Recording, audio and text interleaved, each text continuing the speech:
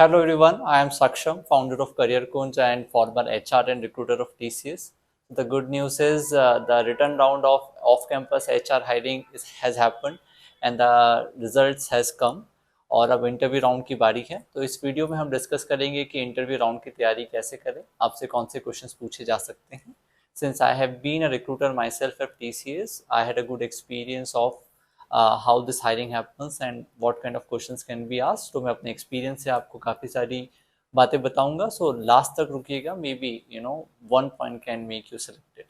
All right, so अगर हम HR hiring की बात करें फ्रेशर्स की, तो जो एक्चुअल प्रोसेस होता है इंटरव्यू का, उसमें ग्रुप डिस्कशन होता है, एक केस स्टडी आपको दिया जाता है सॉल्व करने का, उसके बाद फाइनली पर्सनल इंटरव्यू होता है। लेकिन सिंस ये ऑफ कैंपस हायरिंग है तो नंबर ऑफ कैंडिडेट्स कम हो सकते हैं। अगर नंबर ऑफ कैंडिडेट्स कम है तो शायद ग्रुप डिस्कशन ना भी हो और केस स्टडी भी नहीं हो और सीधे आपका पर्सनल इंटरव्यू हो।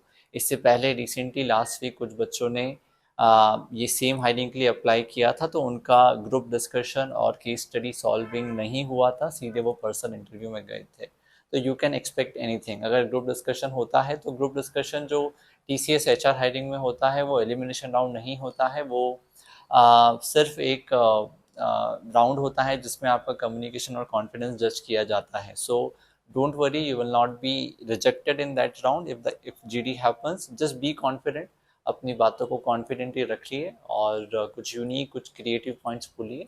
Stay updated with the HR trends and I think वो आपको ज़रूर हेल्प करेंगे GD में कुछ अच्छे पॉइंट्स बोलने के लिए।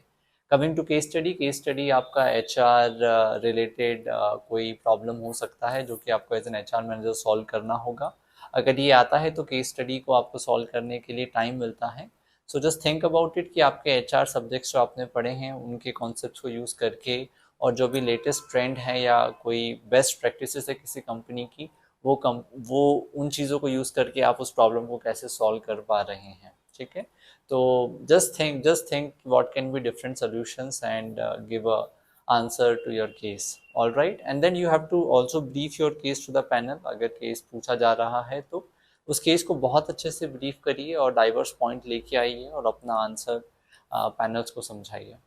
Now coming to the personal interview, कुछ हो ना हो पर्सनल इंटरव्यू तो होना ही है। There will be more than one person who will be taking your interview and since this is for talent acquisition, बहुत ज़्यादा संभावना है कि टैलेंट एक्विजिशन डिपार्टमेंट के लोग ही आपका इंटरव्यू लें।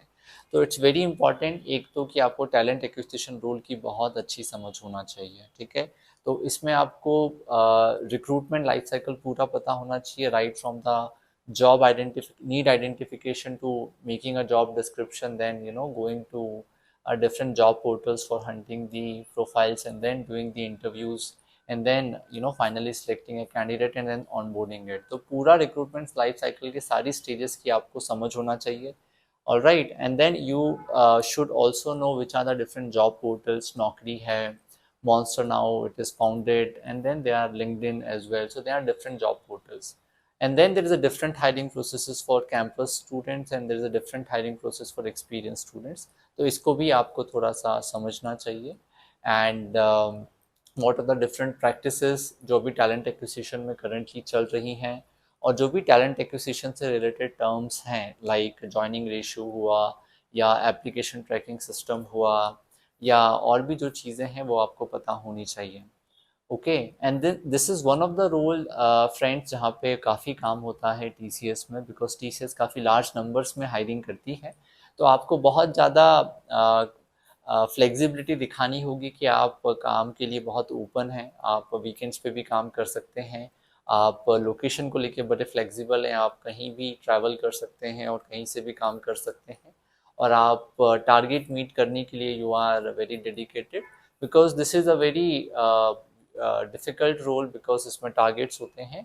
तो you should show the openness. अगर जहाँ भी अगर आपने थोड़ी भी कंजर्वेटिवनेस दिखाया because of the work hours, because of the location, because of extra work, then it will not go well, because attitude इस रोल में ज़्यादा मैटर करता है देन कॉम्पिटेंसी।